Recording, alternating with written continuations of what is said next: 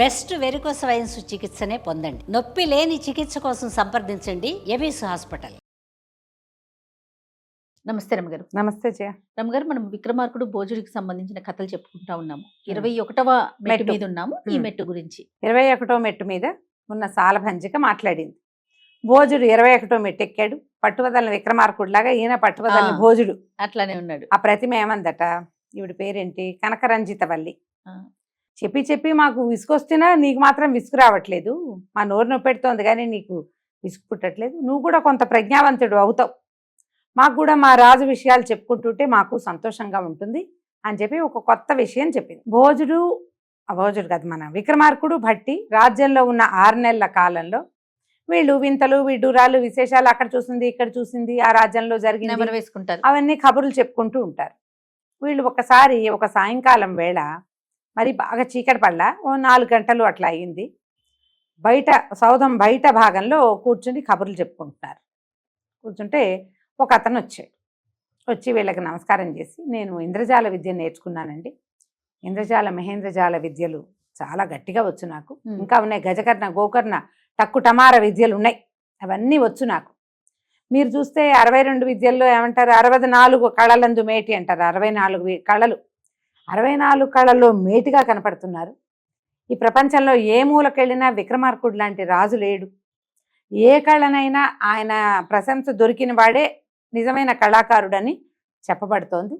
మరి అందుకని నేను నా విద్యలు మీకు ప్రదర్శించాలని వచ్చాను అంటే వీళ్ళు సరేనన్నారు. ఈ మన విక్రమార్కుడు కూడా ఇంద్రజాల విద్యలు నేర్చుకున్నాడు, ముందు భాగాల్లో మనం విన్నాం. అట్లాంటివి ఏవో చూస్తామనుకున్నాడు. కానీ వచ్చిన ఇంద్రజాలికుడు మాట్లాడి అదృశ్యం అయిపోయాడు. వీళ్ళు వేరే మాటల్లో పడ్డారు. ఇంతలో ఎవరో వచ్చారు. ఆ మాటల్లో పడి ఈ ఐంద్రజాలికుడు మాయమైపోయాడు, వీడు తమకేమీ విద్యలు చూపించలేదు, అది మరుపుకొచ్చేసింది. ఏవో ముఖ్యమైన సంగతులు ఉన్నారనమాట వ్యవహారాలు. కాసేపటికి ఇంకా కొంచెం కనుచీకటి పడుతూ ఉండగా ఒక యువకుడు యువతి గుర్రాల మీద వచ్చారు. అతను ఒక తెల్లని గుర్రం వేసుకుని ఉన్నాడు, మంచి యువకిశోరంలాగా కనపడుతున్నాడు, వీరుడుగా. అమ్మాయి మంచి సౌందర్యవతిగా ఉంది, ప్రతి మన్మధులు దిగొచ్చినట్టున్నారు. అతను వచ్చి నమస్కారం చేసి, నా పేరు విచిత్ర వీరుడు, అప్పటికి మొఘల్స్ వాళ్ళు వచ్చి ఉన్నారు భారతదేశంలో, వాళ్ళ దగ్గర నేను పనిచేస్తున్నాను, మొదటి నుంచి నా శక్తి చాలా విశేషంగా వాళ్ళకి చూపించాను, పెద్ద సైన్యాన్ని నడిపే అలవాటు ఉన్నవాడిని. అయితే ఇటీవల రాజుకి నా పని నచ్చట్లేదు, నేను కంటగింపుగా తయారయ్యాను, నన్ను శిక్షించేందుకు ఏదో ఒక మార్గం చూస్తున్నారని తెలిసింది. ఈమె నా భార్య, మాకెవ్వరూ లేరు, ఇప్పుడు నా మీదకి ఏదైనా వస్తే నా భార్య రక్షణ చాలా ఇబ్బంది అయిపోతుందని ఆమెను మీ రక్షణలో ఉంచడానికి వచ్చాను అని చెప్పాడు. చెప్తే ఈయన అన్నాడు విక్రమార్కుడు, శరణాగతి కోసం వచ్చిన వాడు ఎవరైనా సరే నా శరణు కోరి వస్తే నేను తప్పకుండా వాళ్ళని నా దగ్గర అట్టి పెట్టుకుంటాను, అమ్మాయి మా దగ్గరే ఉంటుంది, నువ్వేం భయపడద్దు, నీకు కూడా ఏదైనా సహాయం కావాలంటే మేం చేస్తామన్నారు. ఈ లోపల భట్టి అంతఃపుర స్త్రీలు ఎవరినో పిలిచి ఈ అమ్మాయిని లోపల తీసుకెళ్ళండి అని ఏదో చెప్తున్నాడు. ఇంతలో ఏమైంది, దూరంగా పెద్ద గుర్రాల దండు వస్తున్నట్టుగా కనపడుతోంది, దుమ్ము రేగుతోంది, గుర్రపు డెక్కల చప్పుడు వినపడుతోంది, పెద్ద సమూహం కనపడింది భట్టికి విక్రమార్కుడికి ఇద్దరికి. ఈయన అమ్మాయిని లోపలికి పంపించే ప్రయత్నం మానేసి ఎవరొస్తున్నారు ఎవరెక్కడ అని కేకైపోయాడు భట్టి. ఈ వచ్చిన కుర్రాడు విచిత్ర వీరుడు ఏమన్నాడు, కాదు ప్రభు, మీ వాళ్ళు ఎవరిని పిలవకండి, ఈ వచ్చిన వాళ్ళు నా కోసమే వచ్చారు, వీళ్ళు సుల్తాన్ గారి సైనికులు, బాద్షా సైనికులే, నేను వీళ్ళ పీచమణిస్తాను, నా భార్యను మాత్రం రక్షించండి అని చెప్పి వీళ్ళు చూస్తూ ఉండగానే గుర్రం ఎక్కి ఆ అమ్మాయి నుంచుంది, భట్టి విక్రమార్కుడు కూడా నిలబడే ఉన్నారు. ఇతను రైమని ఆ సైన్యం మీదకి వెళ్ళాడు. వాళ్ళు కనీసం ఒక 600-700 మంది ఉన్నారు. ఈ వెళ్ళిన వాడు కత్తి తిప్పుతున్నాడు, బల్లేలు విసిరేస్తున్నాడు, బాణాలు వేసేస్తున్నాడు, ఇక ముక్క చెక్కగా తరిగేస్తున్నాడు జనాన్ని. గుర్రాల సకిలింపులు, మనుషుల కేకలు, ఆర్తనాదాలు, మధ్యలో ఏమంటారు ఈ అబ్బాయి గర్జనలు, హుంకారాలు వినపడుతున్నాయి. చూస్తూనే ఉన్నారు. నెత్తుటి మయంగా అయిపోయింది. కొంతమంది ఆకాశంలోకి ఎగిరిపోతున్నారు. వీడు కూడా ఈ విచిత్ర వీరుడు కూడా ఆకాశంలోకి ఎగిరి కొట్టేస్తున్నాడు వాళ్ళని. కాసేపటికి యుద్ధభూమంతా ఖాళీ అయిపోయినట్టుంది, అందరినీ కొట్టేశాడు. కుర్రాడు కనపడలా. సడన్గా వీళ్ళకి చూస్తూ ఉండగానే ఇతను గుర్రం ఆకాశంలోకి ఎగిరినట్టు కనిపించింది. కాసేపు అయ్యేసరికల్లా గుర్రం సకిలింత వినపడింది. ఆ కుర్రాడు తల తెగి మొండె నెత్తురోడుతూ కింద పడిపోయాడు. ఆ పైకి ఎగిరాడు. ఈ ఎగిరిన సైన్యంలో ఎవడో అతన్ని సంహరించేశారు. ఎప్పుడైతే శరీరం కింద పడి నెత్తురు ముద్దగా కనపడిందో ఆ అమ్మాయి గోల్మని ఏడుస్తూ శవం దగ్గరికి పరిగెత్తేసరికి రాజు భట్టి కూడా పరిగెత్తారు. అయ్యో, ఇంత చేసి ఈ 700 మందిని నరికేశాడు వీడు, దుంపదేగా క్షణాల్లో చచ్చిపోయాడే. దగ్గరికి వెళ్ళేసరికల్లా ఆ అమ్మాయి విపరీతంగా ఏడుస్తూ నా భర్తకి చితి పేర్పించండి, నేను సహగమనం చేస్తానని శోకాలు పెట్టేసరికల్లా వీళ్ళకి ఏం చేయాలో తెలియలా. ఆ పడిన శరీరం అతందే.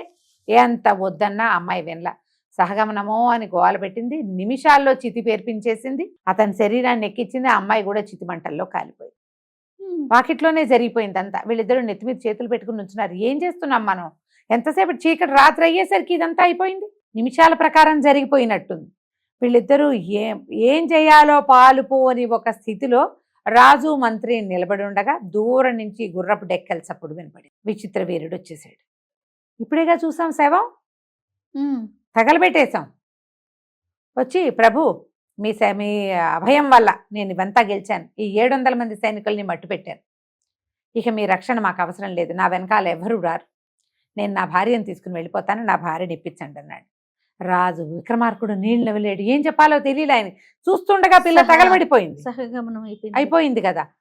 రాజు మెల్లిగా సంశయిస్తుండేసరికల్లా కుర్రాడు అడిగాడు విచిత్ర వీరుడు, ఏదో సంశయిస్తున్నారు, ఏమిటో చెప్పండి అన్నాడు. అనేసరికల్లా రాజు మెల్లిగా అయిన విక్రమార్కుడు చెప్పలేక నిదానంగా, నాయన అనుకోకుండా ఈ జరిగిన హడావిడిలో ఈ నెత్తుటి మొదల మధ్య నీ శరీరాన్ని చూసాం. నీ భార్య సహగమనం చేస్తామంటే మా చేతులతో చితి పేర్పించాం, ఆమె సహగమనం అయిపోయింది అనగానే విచిత్ర వీరుడు అన్నాడు, అమ్మా నేను మీ గురించి విన్నది నిజమే. అయితే మీకు 2000 సంవత్సరాల జీవన ప్రమాణం ఉంది.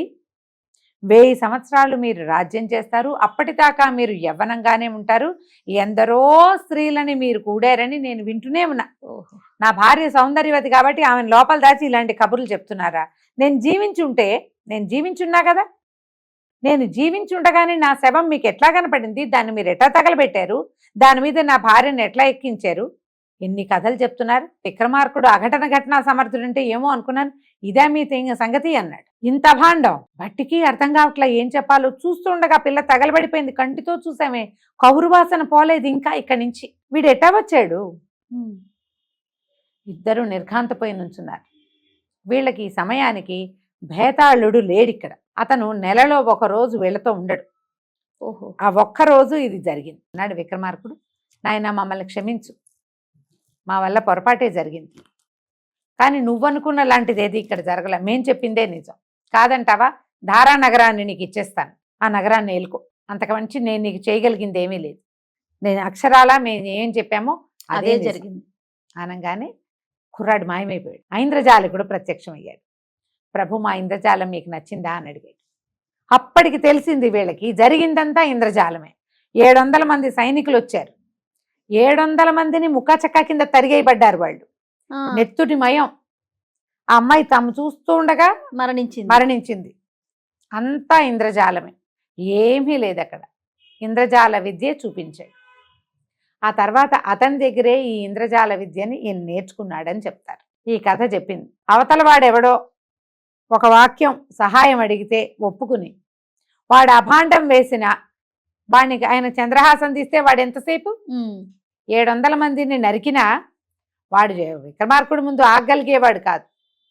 తనది పొరపాటేమోనని ధారానగరాన్ని అతనికి ఇవ్వడానికి సిద్ధపడ్డాడు విక్రమార్కుడు. ఇలాంటి ప్రత్యేక లక్షణం ఉండటం వల్లే భగవంతుడు కాళికాదేవి ఆయనకి ప్రత్యక్షిస్తుంది అని చెప్పింది. ఆ కథ విన్న భోజుడు ఈ కాలంలో కూడా ఇలాంటి ఇంద్రజాల విద్యలు చేసేవాళ్ళు ఉన్నారా అని ఆలోచిస్తూ సింహాసనం దిగి వెళ్ళిపోయాడు.